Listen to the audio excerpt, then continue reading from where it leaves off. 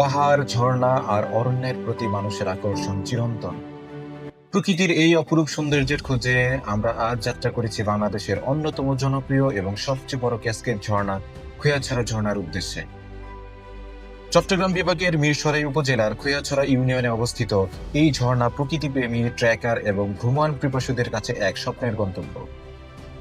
বহু ধাপে বিভক্ত এই ঝর্ণা শুধু একটি জলপ্রপাত নয়, বরং এটি একটি পূর্ণাঙ্গ অ্যাডভেঞ্চার অভিজ্ঞতা। খোয়াছড়া আসতে হলে এই জায়গাটাতে আসতে হবে। আপনি যে প্রান্ত থেকে আসেন, চিটাগাং থেকে আসেন আর ঢাকা থেকে আসেন, এখানে আসতে হবে। আমরা যেহেতু ট্রেনে এসেছি, ট্রেনে আমরা সীতাকুণ্ড স্টেশনে নামার পরে আমরা এসেছি বড় তাকিয়া বাজার। বড় তাকিয়া বাজারের থেকে ট্রেন আমরা অটোতে করে এখানে চলে এসেছি। আজকের যাত্রা শুরু হয়েছে খুব ভোরে। শহরের ব্যস্ততা পেছনে ফেলে আমরা রওনা দিয়েছি পাহাড়ের ডাকে। রাস্তার দুই পাশে সবুজ প্রকৃতি, গ্রামের দৃশ্য এবং ধীরে ধীরে পরিবর্তিত হতে থাকা ভূপ্রকৃতি আমাদের জানিয়ে দিচ্ছে যে আমরা প্রকৃতির আরও কাছে চলে এসেছি। প্রথমে পথটি বেশ সহজ। গ্রামের সরু রাস্তা, ধান ক্ষেত এবং স্থানীয় মানুষের জীবনযাত্রা দেখতে দেখতে আমরা এগিয়ে চলেছি। দূরে পাহাড়ের সারি স্পষ্ট হয়ে উঠছে। সেখানেই লুকিয়ে আছে আমাদের আজকের গন্তব্য। কিছুক্ষণ পর শুরু হয় আসল ট্রেকিং। কাঁচা রাস্তা শেষ হয়ে সামনে দেখা দেয় পাহাড়ি ঝিরিপথ। পায়ের নিচে ছোট ছোট পাথর, চারিদিকে ঘন বন আর গাছপালার ছায়া। এখান থেকেই শুরু প্রকৃতির সঙ্গে একান্ত সময়। ছোট্ট দুটি বিশ্রামাগার, এখানে এসে কেউ চাইলে কিছুক্ষণ রেস্ট নিতে পারে। সাধারণত ফিরতি পথে এখানে যাত্রা বিরতি করে। এই মুহূর্তে প্রচন্ড বৃষ্টি শুরু হয়েছে, সুতরাং আশা করা যায় আমরা প্রচন্ড পানি পাবো এবং একই সাথে ফ্লাশ ফ্লাডের অনেক ঝুঁকি আছে।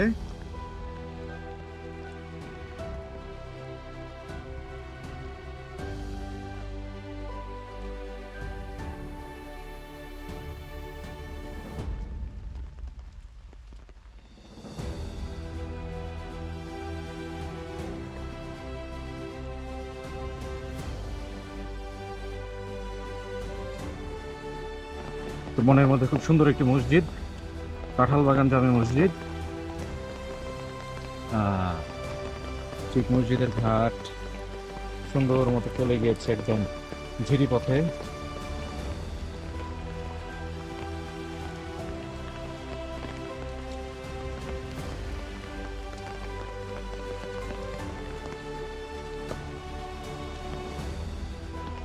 আসসালামু আলাইকুম, কেমন আছেন মুরব্বী?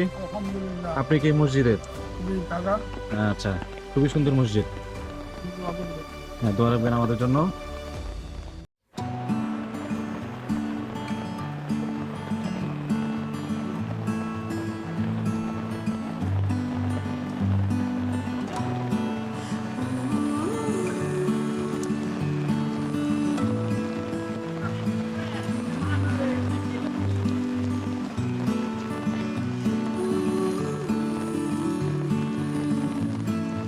এই দৃশ্যটা না নিলেই না, অদ্ভুত সুন্দর।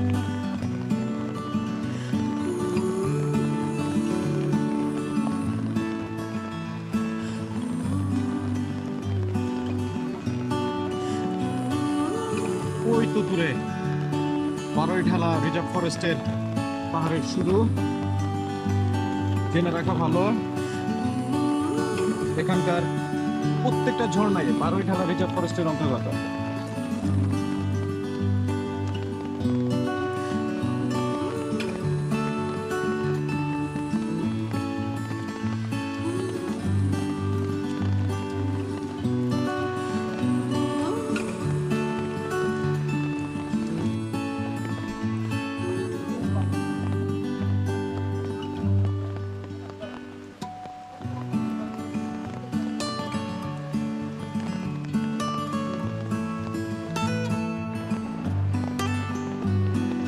আপনি যখন খোয়াছড়াতে আসবেন, আপনাকে অবশ্যই এখান থেকে জনপ্রতি টিকিট নিতে হবে।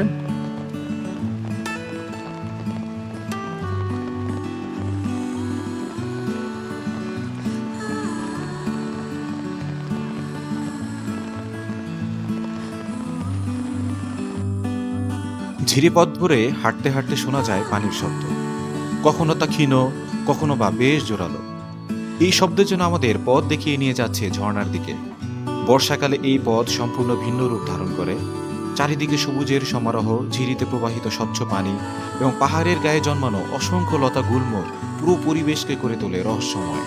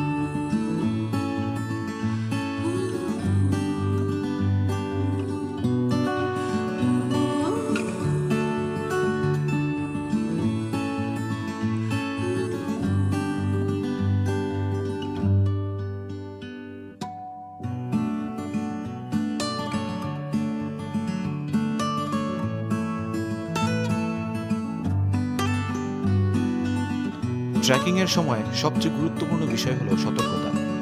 পাথরগুলো অনেক সময় পিচ্ছিল থাকে, তাই প্রতিটি পদক্ষেপ নিতে হয় সাবধানে। দলবদ্ধভাবে চললে ঝুঁকি অনেকটাই কমে যায়।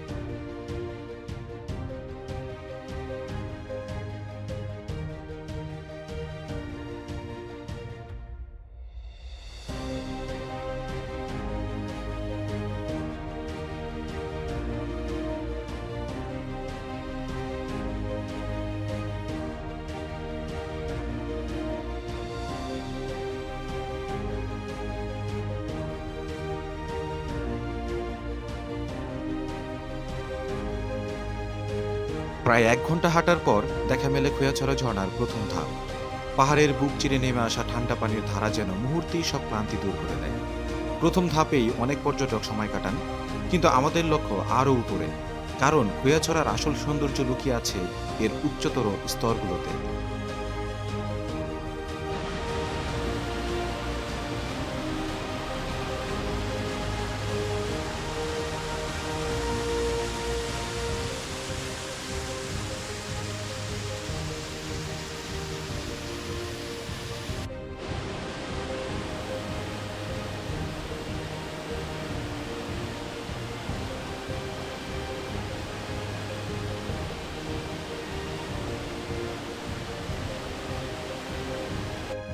প্রথম ধাপ শেষ করে আমরা এগিয়ে যেতে থাকি দ্বিতীয় ধাপের দিকে।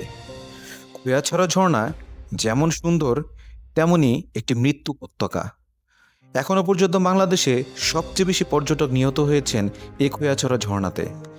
বিশেষত প্রথম এবং দ্বিতীয় ধাপ, এই দুটি ধাপেই অধিকাংশ মানুষ সময় কাটান এবং এখানেই তারা অসাবধানবশত বিভিন্ন দুর্ঘটনার শিকার হন, যার ফলশ্রুতিতে এখনো পর্যন্ত বহু পর্যটক এখানে নিহত হয়েছেন।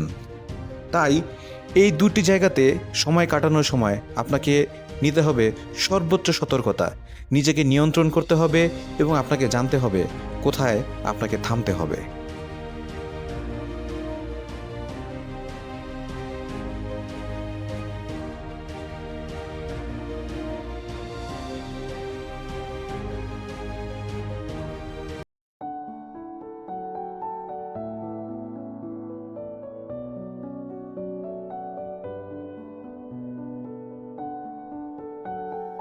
দ্বিতীয় ধাপে পৌঁছানোর পর প্রকৃতির সৌন্দর্য আরও স্পষ্ট হয়ে ওঠে। চারিদিকে শুধু পাথরের দেয়াল, মাঝখানে প্রবাহিত স্বচ্ছ পানি এবং মাথার উপরে ঘন সবুজ গাছের ছাউনি, সব মিলিয়ে এক অপার্থিব পরিবেশ। এখানে দাঁড়িয়ে মনে হয় যেন আমরা বাংলাদেশের কোনো পরিচিত পর্যটন স্থানে নেই, বরং পৃথিবীর কোনো অজানা এক রেইন ফরেস্ট অবস্থান করছি।